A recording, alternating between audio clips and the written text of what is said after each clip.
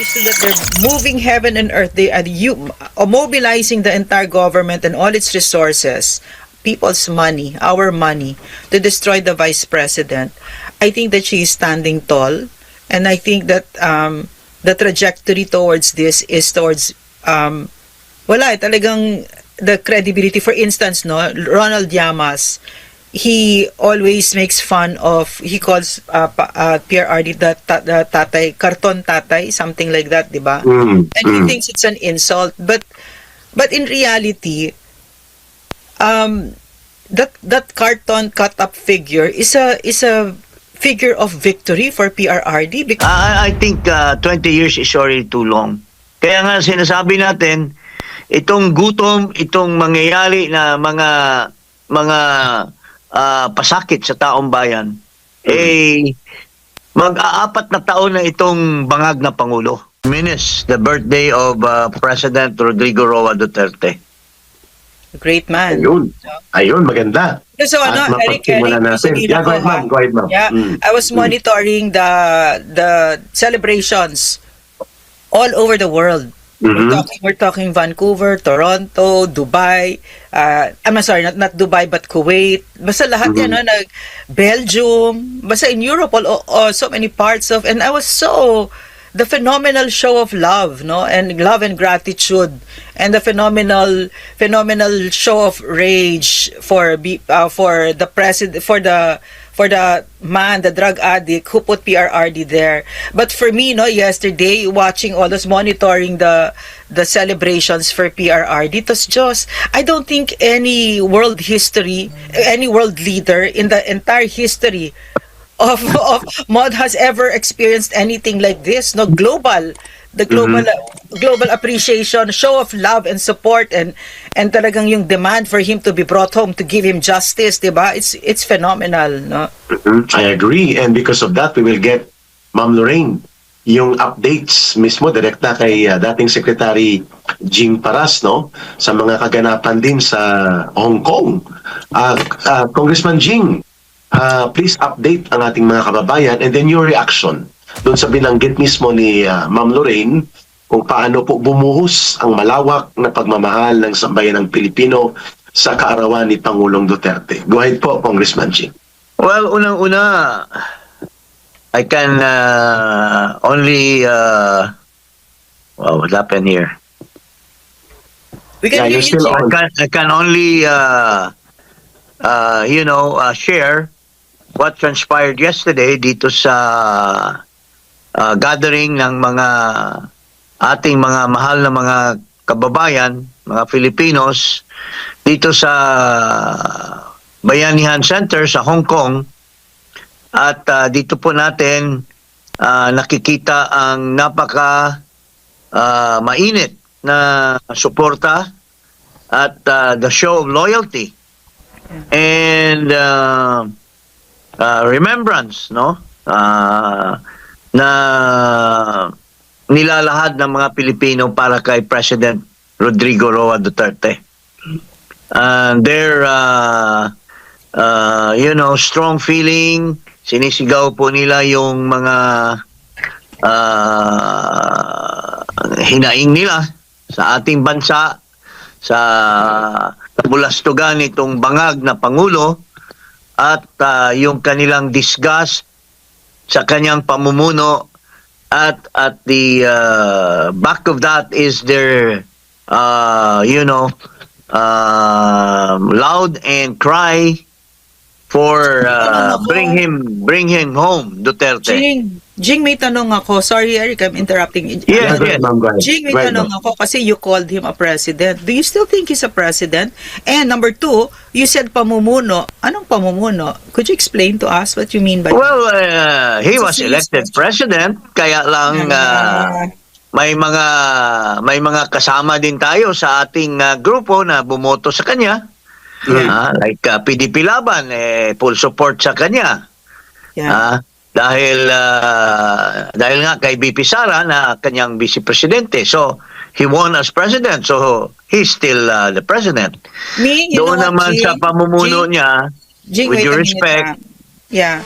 Me naman, I don't think he's a president anymore because he has proven.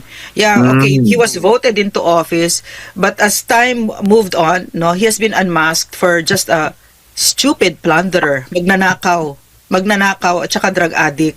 That's how Oh, I well. questioned you. Go ahead, Jing. So, well, I agree with your statement Nanakaw, in that sense, but yung kanyang governance, dahil siya pa rin ang, we have been clamoring for him to resign, but napakatigas ng noon nitong taon na to. And yung pamumuno niya is really disgusting dahil not only he lacks the competence, he lacks the management skill, at ngayon ay napunta na tayo sa bangin, no? There's crisis going on when that could have been anticipated dahil nung binombahan ng Amerika yung Iraq, yung Iran, yung kanilang nuclear, with his 4.5 billion yearly na intelligence fund, he would have already been able to anticipate that there will be great danger once the war would escalate. At dapat na pagpreparahan na niya kung talagang matino itong kumag na to, yung pag-imbak ng mga langis. Dahil talagang maiipit po tayo. Tulad na ngayon, nagiging contentions yung Strait of Hormuz at nagkakaipitan sa mga transportation, mga barko na magdadala ng langis towards Asia. So, that should have been anticipated. But ang pinakamatindi nito, Eric and Loren, Madam Lorraine, is that wala siyang ginawa sa pagsamantala nitong mga oil companies. That is true. Both upstream and downstream ay nagsamantala at hindi pa natapos yung 60-day, hindi pa naubos yung 60-day reserve na sinasabi ni Marcos. 30 days pa lang nagtaasa na ng presyo, at ito po ay hindi naagapan ng mapakabangag na Pangulo na ito. Hinayaan niya na magsamantala ang mga oil companies. And these companies have the kapal ng muka na magsabi ng kanilang panggagahasa ng ating mga kababayan doon sa Senado sa isang hearing. Na nag-walk out si Marcoleta, na prostrated si Loren at saka si Vince Gatchalian. Ito po ang istorya ng isang tao na talagang walang saysay ang pamumuno sa ating bansa. I agree. And speaking about that, Ma'am Lorraine, Congressman Jing, 3 weeks na ang lumipas nang magkaroon ng armadong tunggalian ng Iran, Estados Unidos at Israel. Hindi pa nakapagbuo ng contingency plan si Marcos. Saka pa lang siya nakapag-isip, Ma'am Lorraine, mga kababayan, Congressman Jing, na magbuo ng Executive Order 110 calling for National State of Energy Emergency. Kaya tinanong ng mga tao, tinanong ng mga ilang mga government leaders, senador, ano yun? Bakit hindi nila lang dinirekta na magdeklara siya ng National State of Emergency, nag-usap-usap pati sa Kongreso at buong gobyerno, bakit parang kailangan pang ipa-downgrade ang isang krisis na parang Eric, let me interrupt you, Eric. Yeah, go ahead po. Base sa ating mga existing laws, kasi this is not new. Itong ganitong krisis or ganitong kawalan ng gasolina, time immemorial nangyayari na po ito. At may mga batas na po tayo na in-address itong mga ganito. At hindi na kailangan, kung talagang matino siyang Pangulo at may utak siya, hindi na kailangan na mag-declare pa ng state of emergency because the laws existing are more than enough to address these problems. Mhm. So, tingin ko itong state of emergency, may agenda ito na Mhm. iba. Kasi kung talagang tusin mo, existing laws can already address the problems ng kawalaan ng langis at this present time.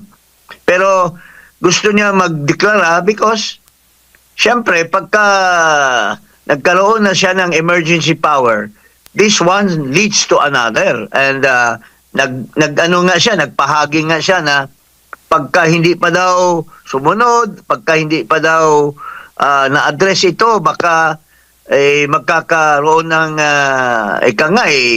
state of martial law. Yeah, in so many words, he has said that.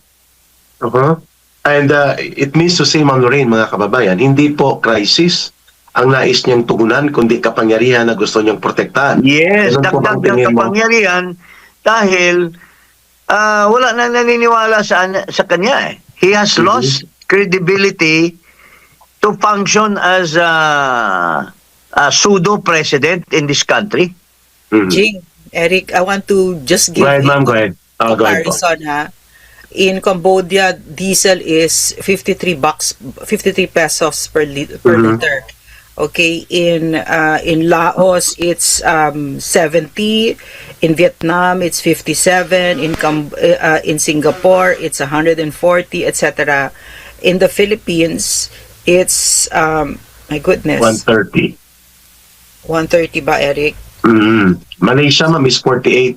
Indonesia, 54. In the Philippines it's 130. 140. 140 per na. liter Yeah. as of yesterday. Yeah. So talagang grabe, walang alam ito. And like what Congressman Jing is saying, no, it's a way for him also to make kulimbat. Magnanakaw ito no. So Yeah, he's pwede. very very consistent, no. What's consistent about Bangag is that he will always steal and he will always do things to stay in power.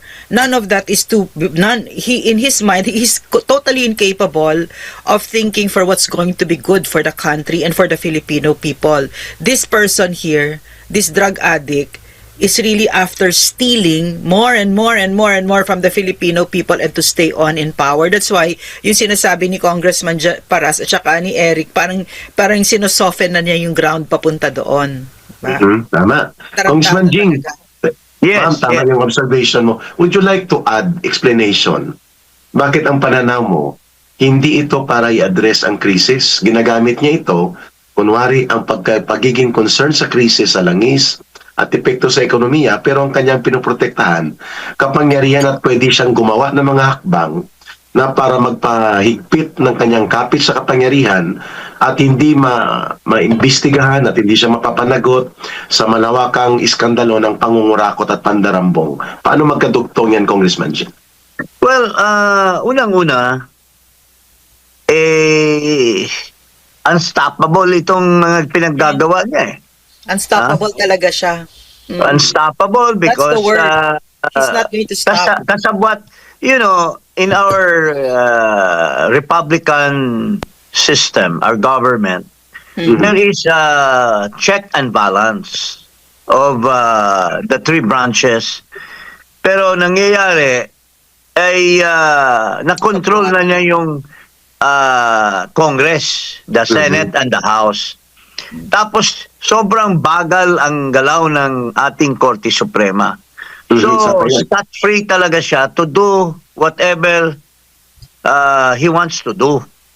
All these things that's going on, cooperated by people who are also, kasabwat niya sa kanyang gawain na pagnanakaw, as Saldi Ko has already said, and the 18 Marines, ito lahat ay nagagawa niya at gagawa pa siya ng dagdag dito sa pamamagitan nitong emergency declaration. Now, kung ipapasa pa ng Kongreso yan, it will be a full blanket authority to do everything possible. So, Wala Jing. na talaga tayo. Babalik tayo sa ginagawa ng tatay niya noong we were under a state of martial law. Yes. Ma'am Lorraine, Kong Jing, may nababahala po ako kasi may pumasok dito sa kabilang phone ko na information na mukhang interesado si Marcos na galawin ang 110 billion pesos na finance and local government support in the guise of crisis support. Ulitin ko, Kong Jing, 110 billion pesos ito na in the guise na magkaroon siya ng emergency access. Sabi mo, pwede niyang galawin yan dahil pwedeng magkaroon na siya ngayon ng blanket authority and excuse para ipatuloy ang pagnanakaw, kunwari tumutulong sa krisis. At isa pa, mag-realign ng mga projects na under sa office niya. Halimbawa, mayroon po siyang mga mahigit kumulang 48 billion pesos para sa mga farm-to-market roads na pwede niyang isuspend at pwedeng galawin in the guise na magkaroon ng support sa ekonomiya sa krisis natin pero at the disposal of the President. How do you look at that in your reaction, Congressman Jing, and your reaction also, Ma'am Lorraine? Well, unang-una, I said, unstoppable lang nga dahil ang in-address ng kanyang hiningi na emergency is not purely yung problema natin na supply ng langis. Pero nakalagay doon may mga allied actions pa na pwede niyang gawin. Tungkol sa infrastructure, building this and that in the guise na to achieve or to address the energy problem, the oil problem. Marami siyang mga nakalagay doon sa kanyang poder na ibibigay ng Kongreso or in the Declaration of National Emergency that he will tap. As you said nga, pwede niyang galawin yung mga nakalaan na ng mga budget sa mga iba-ibang proyekto, pwedeng isuspend. Lalo na yung contingency fund. Yes. Base sa ating saligang batas, this can only be dispensed if there is already an item in the budget because he can only augment. But how can he augment certain things kung wala naman sa General Appropriations Act? So, ito lahat magagawa na niya ngayon. Lahat ng mga allocation niya sa contingency, sa pwede na niyang galawin lahat. And wala nang accountability yan. Yun ang mangyayari dyan. Nakakatakot talaga itong pagkamakap. Ma'am, your reaction to that, napakalaki Nang tinototal ko, 220 billion pesos ang latitude of funds na pwede niyang galawin. At yun ang binabanggit ni Congressman Jing. Nobody would stop him now because in the guise of crisis and emergency, he is now given the authority na pakialaman ito. Go ahead, Ma'am Lorraine. Like I said, Bangag is very consistent.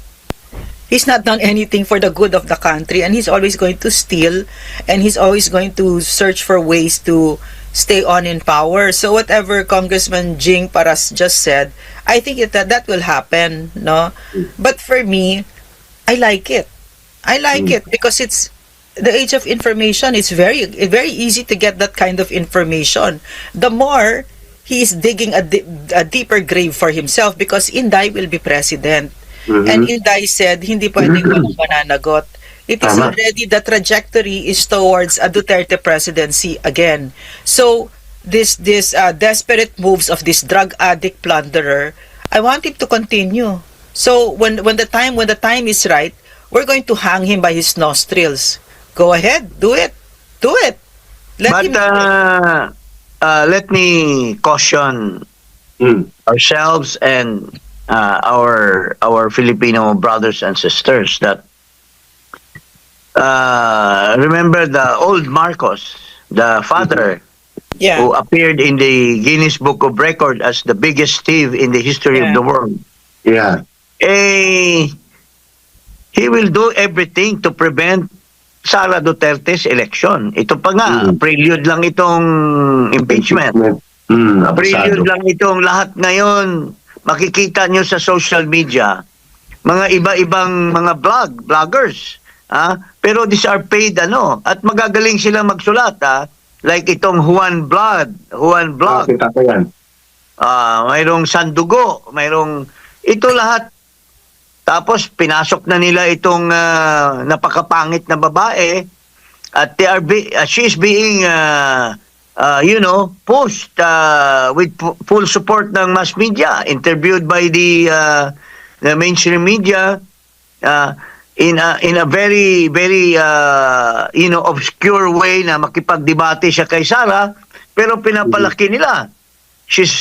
They are building her up to demonize the vice president. So ito lahat in Jing, wait a the minute, guise Jing. of Jing. emergency. Jing. There's a move to prevent her from reaching 2028.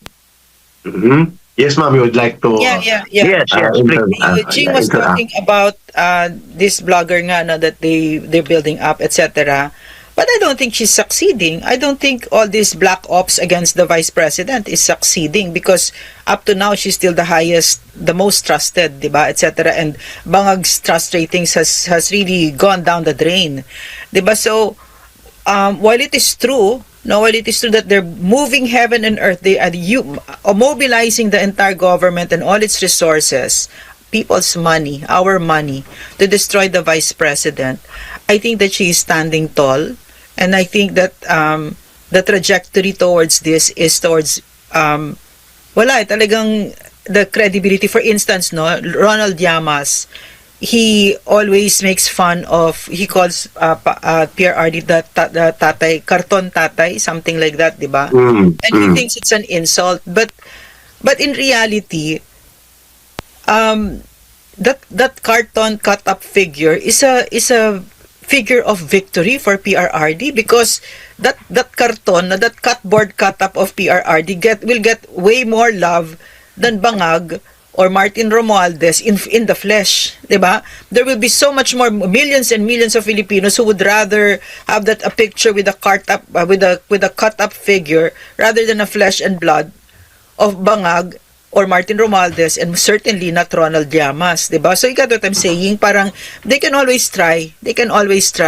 and they will try, and they will do everything. Like if we were to go by the record of the of FM Senior, the father, the dead dictator, they are really ruthless. And the mere fact that they kidnap PRRD and put him in The Hague, you can see the level of their ruthlessness. But at the same time, for me, when I'm monitoring the responses of the Filipino people, it's a global response. It's a global response, and it is a very strong counterpoint towards what they're doing. Kasi you can see that even though PRRD is alone in a cell and he's aging and wala siyang title, he has emerged as a living legend, the strongest moral and political figure in our country right now. Pero mayroon akong idadagdag dyan, Ma'am Lorraine, Congressman Jing. Yeah. Marcos is still the president. He holds power. He has the resources of the government. Eric, that's exactly what I was driving at. Yeah. And patindi ng patindi at pinalabas nitong resources nila. Billions. And ang point ko lang naman yan, Ma'am. And yet, so many of our people are still parang lasing pa rin. Hindi pa rin nagiging sober, hindi pa rin nagigising hanggang ngayon.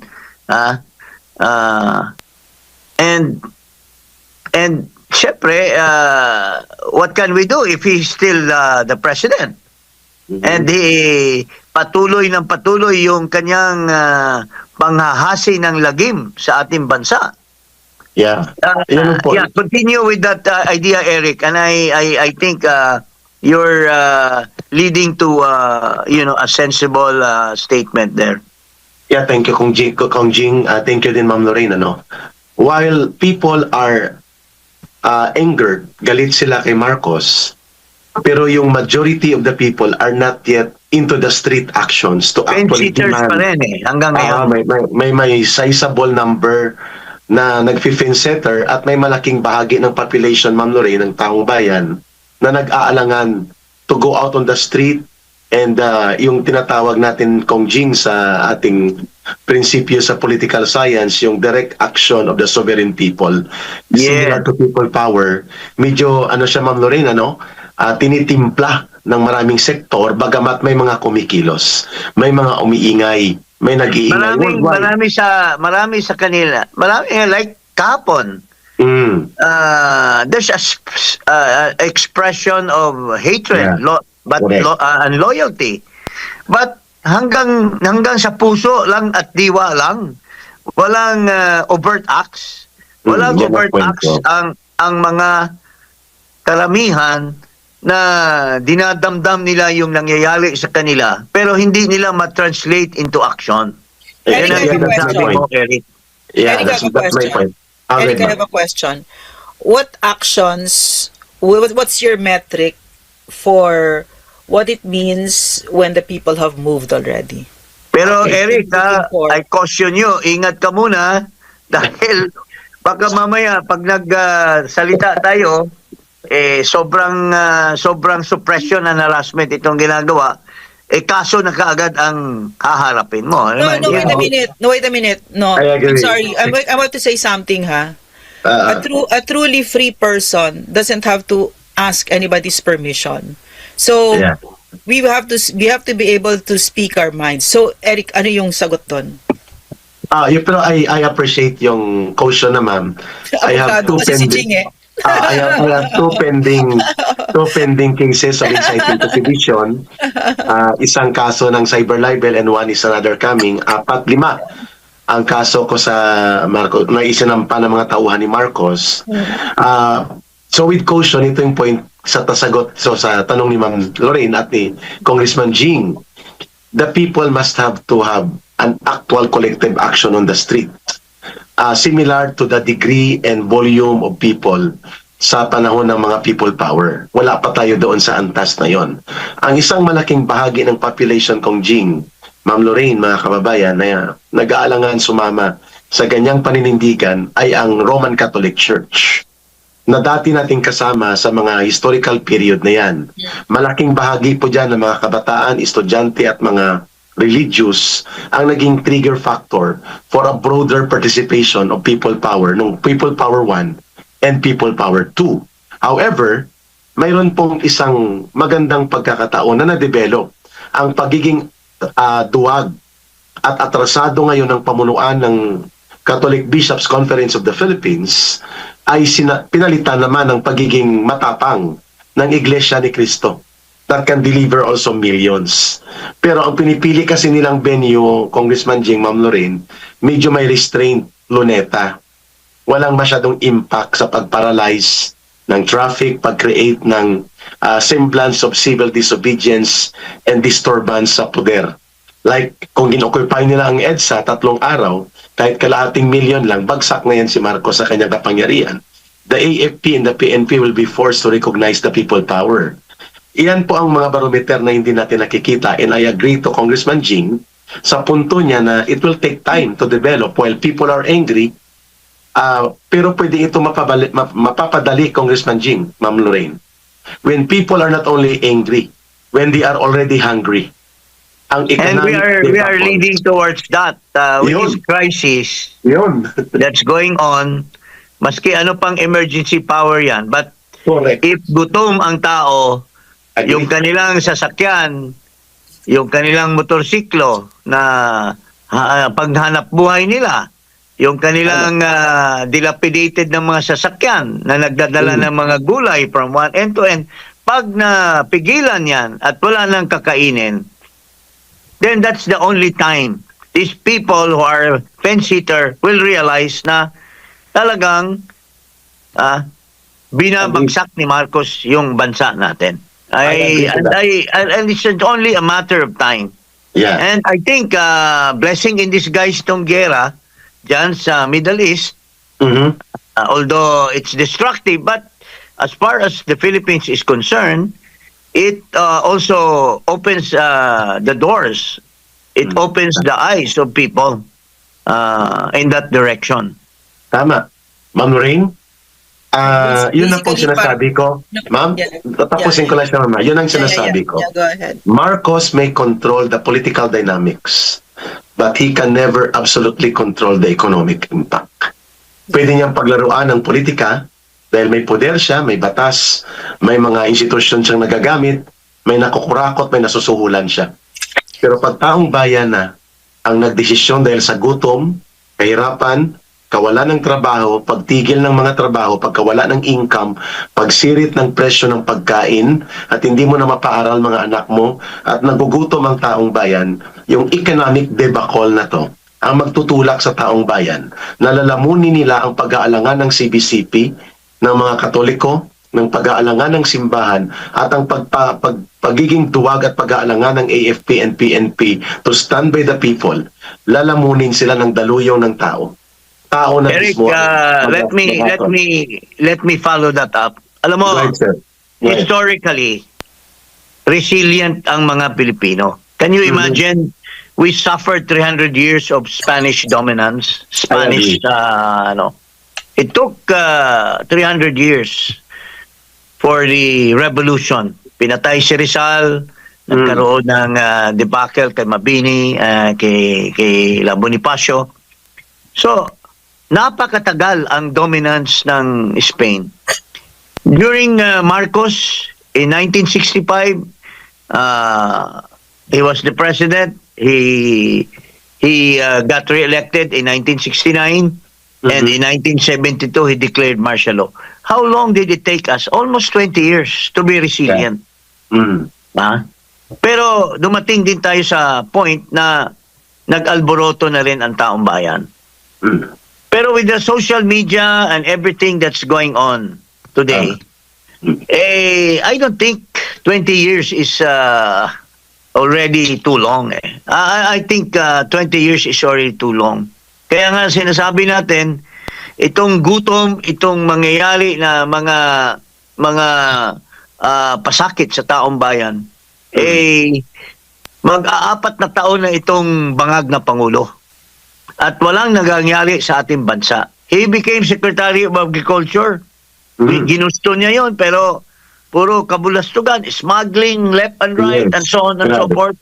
So he has to give it up. And traveling all over the place, doing so much things, pasakit sa taong bayan. Pero dumating itong crisis na ito, unexpected. Ito yung mag-double up ng panahon.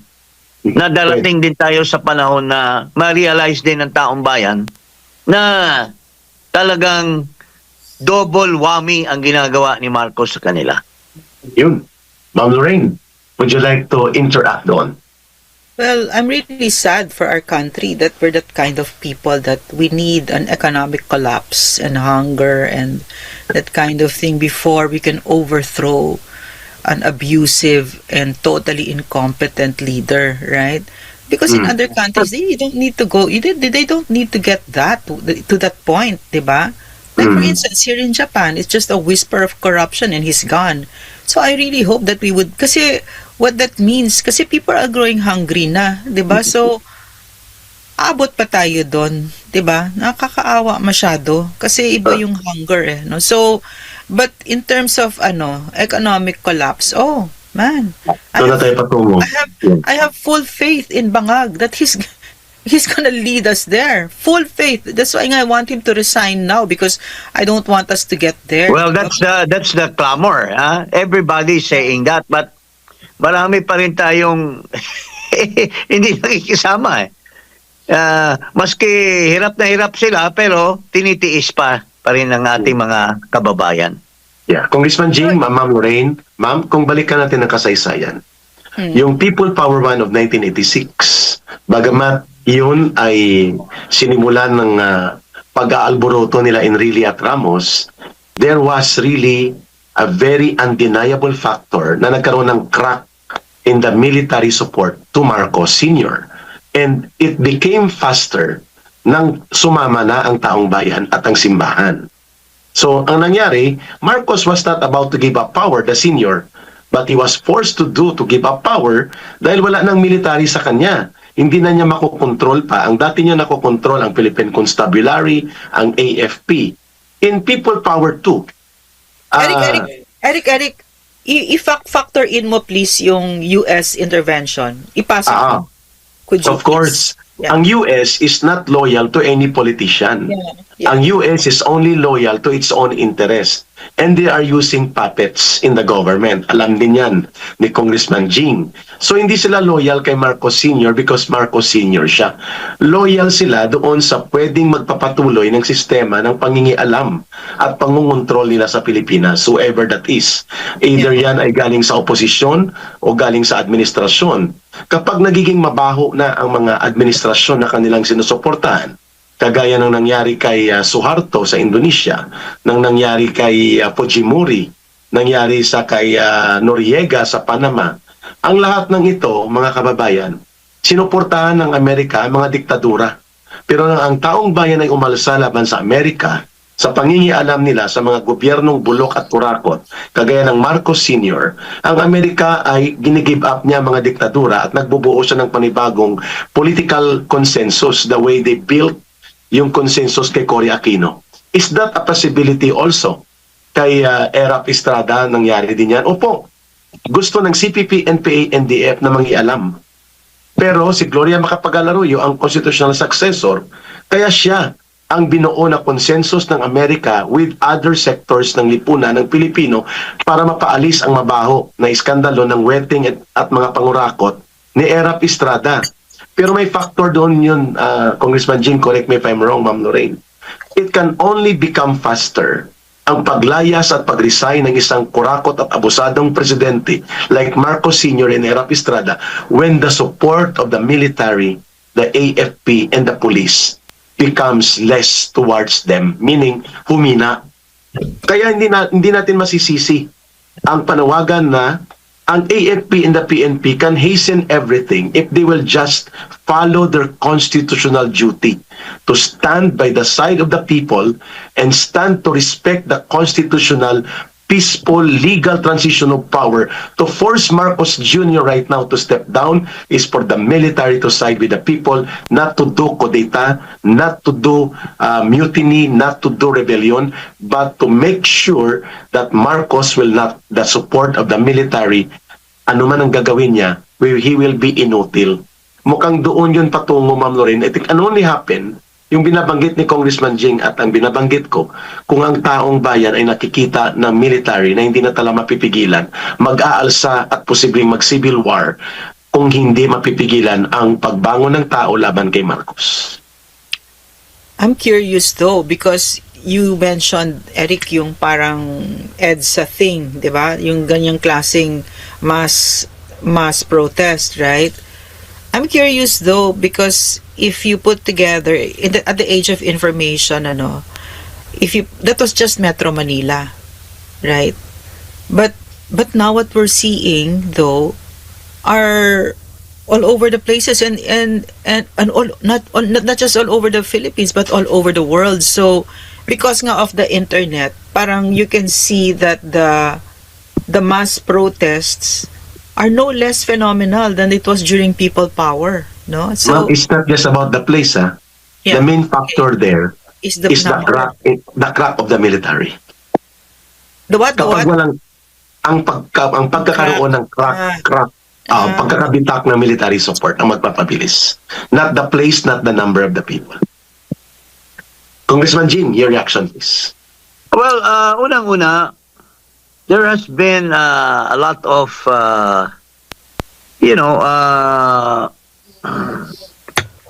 mga sinasabi ng ating mga kababayan tungkol sa kabulastugan ni Marcos. In each and every rally, this has been, pero mukhang hindi pa rin natatablan yung regular members of the armed forces and also of the police. Well, it's different kasi because this time magaling talaga sila because nagnakaw sila ng so much so much money from the government. Pero hindi nila sinolo. Yeah. Ah? Agree. Pati pati ang armed forces at ang police kasama rin sa kanilang loot. Kasama rin sa Binusog. kanilang loot. Binundat Although din I'm nila. not saying that the regular officers, the foot soldiers may have been involved in the party-partihan ng maleta, pero tinatakot sila na wag gumalaw. Mhm. Tinatakot sila na wag gumalaw kasi ganito. Pero yung mga mataas, as can be seen from the video of Saldico and Martin Romualdez, Yeah, si Bronner. Grabe. paldo. So, this What is does paldo mean? What does paldo? Hefty. Bunda. Paldo means hefty. mali ta. Yan ang word ngayon ng Bunda. ng kawalang-hiyan sa karami-raming pera. Paldo. Yes. Paldo, hefty. Bunda. So Tama. what I'm saying is, unlike the Erap administration and the Marcos administration, hindi kasama ang sa pagbubusog. Only very few, like in the case of General Bel, in the case of Erap Estrada, Sinolo, hindi kasama ang mga military. Pero dito, sama-sama sila lahat. Kaya it takes time to really, pero little by little, ngayon, the retired generals are now forming into Tama. one group, no? So, as I was saying, it's really a matter of time Mm. that people will realize pagka yung kanilang kapakanan na sariling kapakanan, like hunger, kawawalaan ng transportation, kawawalaan ng employment, Basic services. yun na yun ang magtulak ng taong bayan. Because hindi lang taong bayan, remember, each soldier, each officer, may pamilya din yan eh. Mhm. Apektado din lahat yan. Tama. Lalo na pagka maski paldo-paldo ang pera mo, malita-malita ang pera mo, kung wala ka nang mabibili, sa merkado, anong kakainin mo? Agree. Hindi naman yung, well, those who are able to fly out of the country and go to another country, but iilan lang yan. So matatrap ka rin sa reality. So that's how I look at it. Kasi dahil sa resources ng gobyerno na ninakaw nila, maybe a certain portion of that, para ma-maintain yung kanilang stability, they are allocating that for the purpose of paying off everybody who would matter for a destabilization effort whatsoever. I don't know. So I agree to that, Congressman Jing, Ma'am Lorraine. In fact, ikaw na mismo nag-point out nito, Ma'am Lorraine. The media, yung malalaking media, pinapatay ang balita tungkol sa mga pagkilos ng tao, mga initiative to question and call for the resignation of Marcos. Pero yung balita na umatake kay Sara Duterte, kay Rodrigo Duterte, headline, tuloy-tuloy. Bayad yun. May troll army na, may mga keyboard zombies si Marcos at si Lisa at si Romualdez by the billions. Ang estimate nga ni Senator Marcoleta, they're spending 1 billion to 2 billion pesos. Sila Marcos at Romualdez para sa troll armies or more, para lamang isuppress ang information. Sa AFP, ang isang binabanggit ni Congressman Jing, Ma'am Lorraine, itong instance na tinatawagan noon ni Romualdez, si Bronner, at sinasabi niya na may budget kayo dito, kami na ang bahala, ito na yon. Pero ang tarantadong Bronner, mga kababayan, hindi niya sinabi sa AFP na binawi ang 15 billion pesos na modernization kapalit ng 3 billion na suhol sa kanila, kunwari sa projects at pag-increase ng daily allowance ng mga sundalo. Pero 15 billion ang binawi nila Romualdez. Tinawagan din ni Saldico si General Palafox. Pero I agree to your point, Congressman Jing. They may be able to bribe and corrupt some few generals, but they cannot be able to buy out all soldiers and all police. And that is a reality And also. at the proper time, pag gutom na yung pamilya nila, kasi Yes. magkano lang naman yung kapranggot lang yung binigay, 300 pesos something eh. Ah, While their bosses are getting maleta-maleta. I agree. So, marirealize din yan ng mga sundalo later on na, wow, sila lang ang nakikinabang pero tayo gutom na gutom. Wala tayong mabili sa palengke. Dahil yung binigay na allowance sa kanila will be overtaken by inflation. Correct. Will be Agree. overtaken by non-available things to buy. You may have the money. Tapos yung increase na nilagay mo will be overtaken by the prices. Lalamunin lang. Ha? Lalamunin yung in-increase. So, mag-multiplier effect yan. At ma-realize nila na overtaken din pala yung binribe sa atin. Wala rin tayong mabibili. So, it's the economic force that will make people realize at the end of the day. Ma'am Lorraine, Sad dagdagan mo no, po. but it's sad that we're the kind of country that needs to get Well, because if you talk about the money that they've already accepted no as bribes, yung mga maleta na yan cannot buy certain basic goods, then what does it mean to 99% of Yeah. the population? yes, yes. So, Correct. right, Kaya so, nga, chain reaction yan. Chain reaction. yeah, so even though for me, no, from my perspective, even though it may seem like it's a crisis in leadership, etc., in governance, it's also a crisis in the character of our nationhood, no? That we're the kind of people I agree to that. that cannot stop it right now because we can already predict the trajectory, diba? Why will it take such a catastrophe to fall on millions of Filipinos before we move, 'di ba? So, parang for me, once kasi I believe that malalampasan natin ito, pero it has to one of the ways forward Well, is to really cultivate. Let me finish, Jing. Is to Yes, cultivate please. the national character that we're able to think of, 'di ba? Kasi napaka-corrupt naman natin na inantay pa natin, napaka-uncaring naman natin na inantay pa natin na umabot diyan, 'di ba? well, ganun ang karakter ng Pilipino eh. That's why I laid the ground na 300 years nga tayo sa Spanish, 20 años tayo ngayon nga sana baka mapabilis-bilis na. Well, Yeah. the Filipinos will realize of their dose of their own medicine Yeah, that's true. for their I inaction. believe. I Ah. believe. Ako rin. Sila rin ang Agree. at fault. Because they could have acted fast, but they waited to the extent na nagsuffer na rin sila tuloy. Correct. Yun ang Correct. nangyayari. Di ba? Correct. Kong Jing, We get what we may deserve. dadagdag ako, Mama.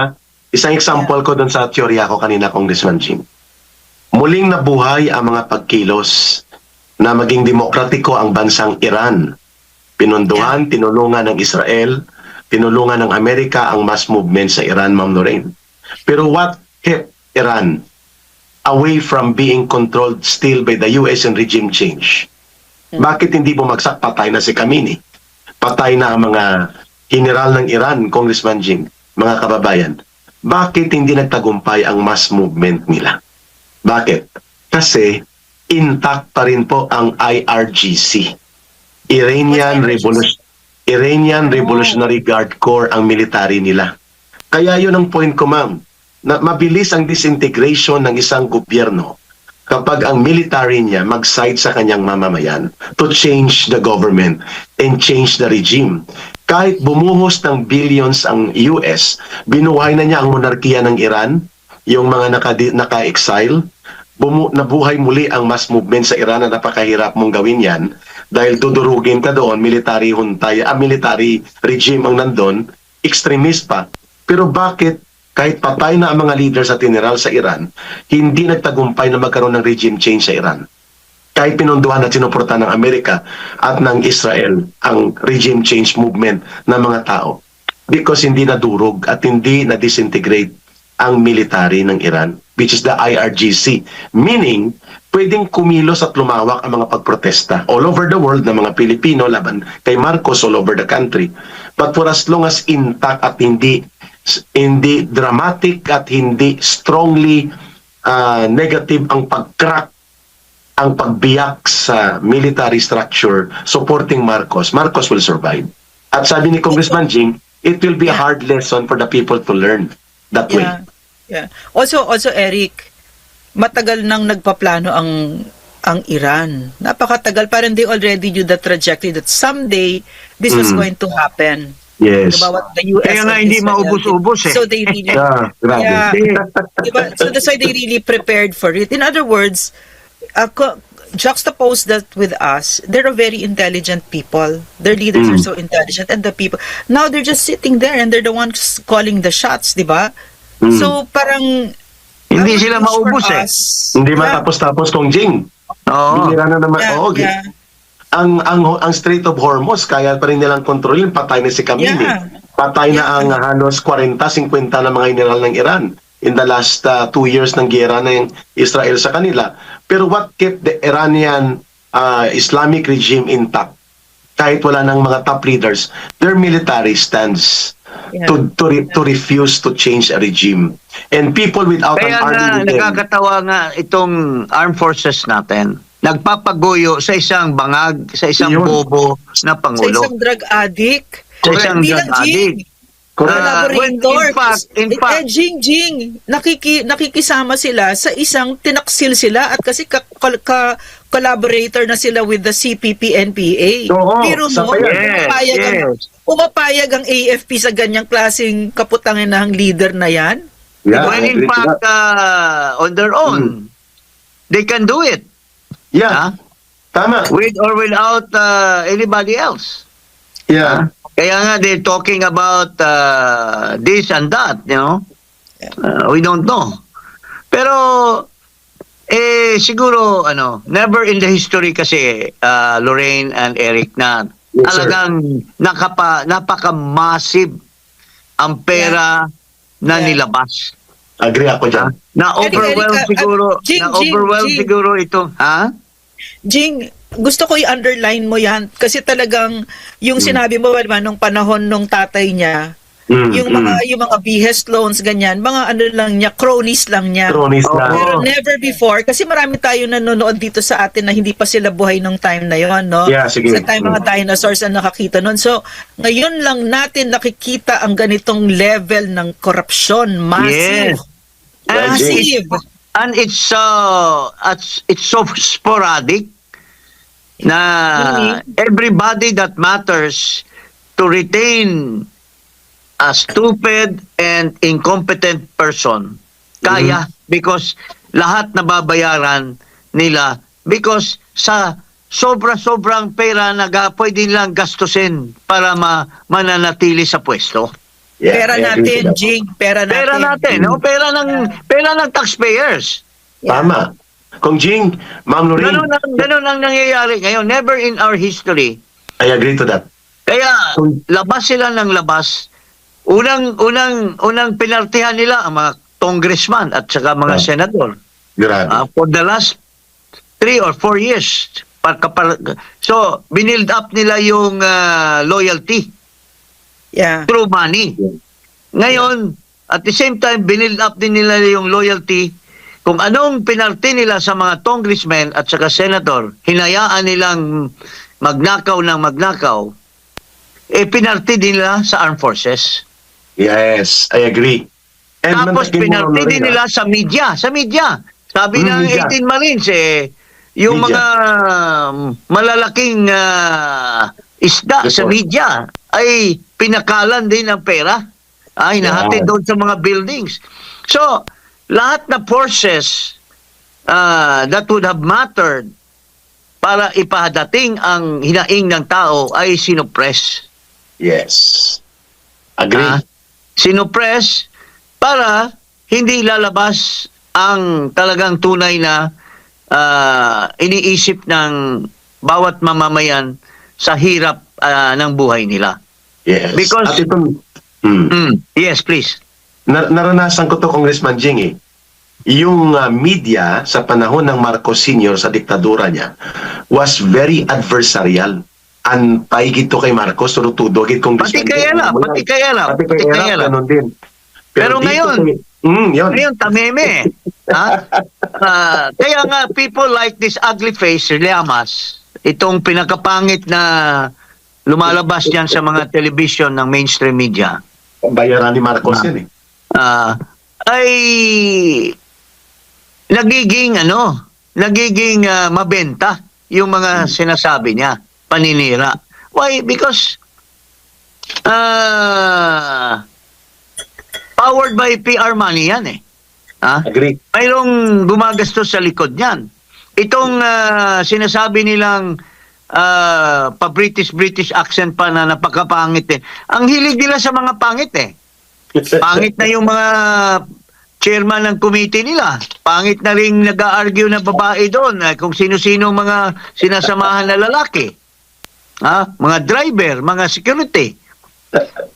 Mahilig sila dito sa mga ito kasi wala nang pakialam to sa buhay nila because they are God-forsaken people eh. So wala silang pakialam kung anong sasabihin nila. Basta bigyan nyo lang kami ng paldo-paldo, we will say whatever we can because we don't care. Nobody loves us anyway. Yeah, I agree to that. And because of that, Lorraine, mga kababayan, napapatagal po ang pagpapalaya sa poder ni Marcos. Because there were factors in the previous People Power 1 and People Power 2 na magkaiba sa ngayon. Pero may isang bagay na binanggit si Congressman Jing at tinumbok niya na kanina sa diskusyon, Ma'am Lorraine, whatever ang ibubuhos nilang ninakaw na pera dito sa mga bayaran nila, May hangganan yan. May hangganan. Bakit?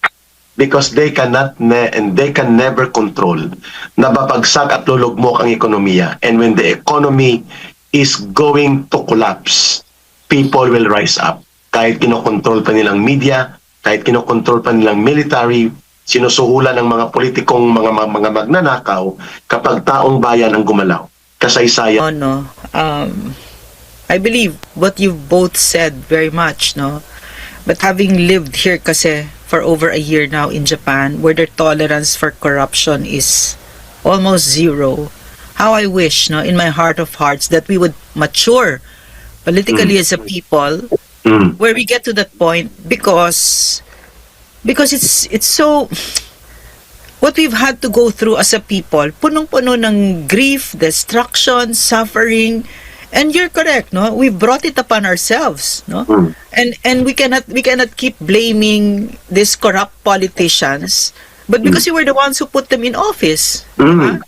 So I hope that this pain and this suffering that this drug addict has brought upon us will mature us as a people, so that we will no longer wait. Can you imagine sa mga sinasabi mo ngayon, Doc Lorraine? Yeah. Ang wish ng bawat Pilipino na naghihirap ngayon, I wish we can join Doc Lorraine in Japan so that we'll have the best life we could ever have in our country. Tama. Kung pwede lang sana, Ma'am Lorraine, no? Na bukas ang Pilipinas, ang kultura at sistema ng buhay lipunan at ng attitude ng tao at ng institusyon. Kagaya sa Japan, how we wish that could happen tomorrow, the soonest. You're going to make me cry. You know why? You're going to make me cry because you know why? Having lived here nga for over a year, so beautiful. Every day I'm happy here, no? And yet I have really learned that there is no sweeter journey than the one that you take going home. Yeah. I've not been able to go home. Yes. It's so beautiful here, despite the beauty here, no? But would I want to go home to a country where the leaders are mga magnanakaw, sinungaling? No. What Marcos has done to us as a country is unforgivable. He has made our paradise impyerno. And I Yun really... ang- Yeah. Yes, Go ahead. please. Go ahead. Yeah. Yun nga sinasabi ko parate. Kasi I lived through the years while PRRD was the president. Yeah. Yes. Maraming mga opisyales na talagang minamahal ni PRRD. Binigyan ng wherewithal, binigyan. And to say the least, they made money. Maraming kumurakot Si din sa... Vince Dizon made a lot of money. Isa yan. Yeah, maraming They made a lot of kumurakot. money. Maraming kumurakot sa panahon ni Duterte. Yeah. But where are they? Are they, I want to, I'm not saying kumurakot si Bato, pero isa ring example yan. Bakit siya nagtatago? Bakit ka, Bato, nagtatago habang kami ay lumalaban? Naging senador ka dahil kinampanya ka ni Duterte. Pero you should even be proud na kung hulihin ka man, I will not say hulihin, kung kidnapin ka man tulad ni President Duterte, wouldn't you be proud to be side by side with our beloved President? So, dapat tayo lahat na nakinabang nung panahon ni Duterte makibaka, not on political basis, but to tell the people what's going on now with our country. Instead of hiding with the millions that we kurakot during the time of Duterte, dapat tulungan ninyo ang taong bayan to go to the promised land. You know what? I agree. I understand what Jing is saying. Because working with PRRD was such a privilege, wasn't it, Jing? Yeah. It was such a joy. Pero such may a mga privilege. traidor na nandyan lang sa gilid-gilid. They're enjoying what the perks they were having. Yung iba nga lumipat na doon sa kabila. Naging malala, Congressman Jing. instrumento pa sa pagkidnap ni President Duterte. Congressman Jing, Ma'am Lorraine, ang malala dyan, habang ina-ambush ngayon ang mga military natin, 4 na sundalo patay, Ma'am Lorraine, doon sa Lanao, 5 ang pulis na patay kagabi sa Maguindanao, 4 ang sugatan. Si Charlie Galvez, na naging pinagkatiwalaan ni Pangulong Duterte, itinuturo na pasimuno ng kaguluhan muli sa Mindanao. According to reports, Congressman Jing, yan ang mga binabanggit ni Well, Ma'am Lorraine matagal na yan. Jing. Matagal na yan. In Oo, fact, grabe. yung tao na yan, kay PRRD pa yan, nagkakagulo na tayo sa acquisition natin ng mga, Oo, mga... Hijo de puta yan. Hijo de la gran puta yang si Charlie Galvez. Grabe, Ma'am Yes, Lorraine, ha? alam ni Lorraine yan. Kumita na daw yan, allegedly. Doon pa lang sa pag-purchase ng mga, Bakuna. yung, ano ba tawag to? Yung mga gamot, Bakuna. bakuna. Tsaka sa PPE. Sila ni Vince Dizon, dalawa, magka-partner yan. Yeah. Yeah. So these are the kind of people na, I'm referring to. And many more of them. Yeah. Go ahead, Congressman Jing. Tapos, tatalon lang yan, pag nanalo si VP Sara, yung mga pagmumukha niyan ay magsusurface na naman uli. Naka-live ko ngayon. Sige. Ano? Yeah. Congressman Jing, go ahead po. Tumawag kasi yung sabi ating ko, mga ito yung mga Republic traidor na nakinabang sa panahon ni Duterte, ay bigla na lang naman susulpot yan pagka iba na nakabalik na. While now, while the struggle is going on, they're nowhere to be found. They're nowhere to say anything. Masakit, no? Congressman Jing, Ma'am Lorraine, last final interaction, then we will wrap up dahil mukhang may next pa na program din sa ating team.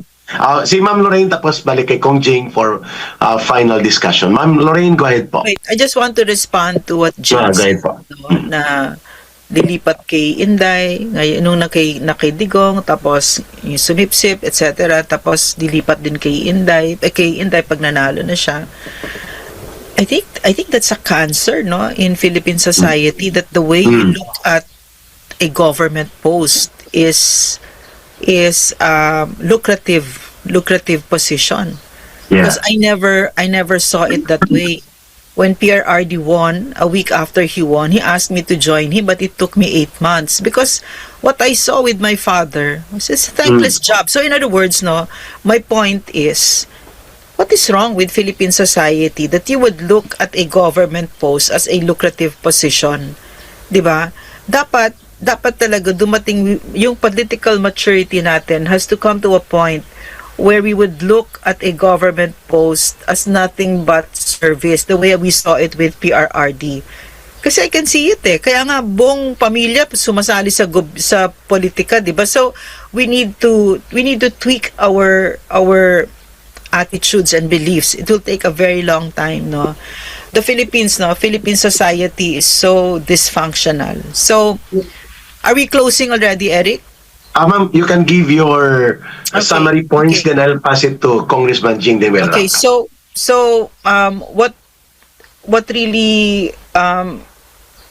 touched me here, no, affected me was what Jing said, that yung massive corruption, never before have we seen anything like this. So mga kababayan, nung panahon ng tatay niyang diktador, ang nakinabang kakaunti lang, mga cronies lang, pero ang ginawa ng anak niyang drug addict, no, yung pera natin pinamudmud niya sa mga leaders at we've never seen anything like this sa so para sa akin napakawalang kwenta naman nating bansa kung papayagan natin ito, no. Hindi tayo dapat, for the record dapat nilabanan natin ito at nanalo tayo. Hindi pwedeng hindi kasi the implications to that are so dire. Ibig sabihin, mai-institutionalize yung ganyang kabulukan na ginawa ng drug addict na yan at ni Martin Romualdez at ni Lisa Marcos. Uulit ng uulit yan. So kailangan ngayon pa lang tapusin natin yan at dapat ang pananagutan nila talagang dapat very, very severe. For me, nothing less than the death penalty. Yan ang gusto. Kung pwede lang, dapat. Oo, dapat. Ma'am Lorraine, thank you ha. And before we hook out, ay bigyan natin ng kanyang summary of messages. Yeah, thank you, Jing, for joining us. Congressman Jing. Go ahead, Congressman Jing. Thank you, Jing, for joining us. Ito lang masasabi ko, Eric,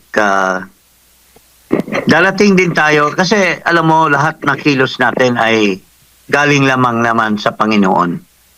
If it's God's will, it's God's will. Agree. So, God will never forsake the people. He will never forsake President Duterte, who is incarcerated now in The Hague.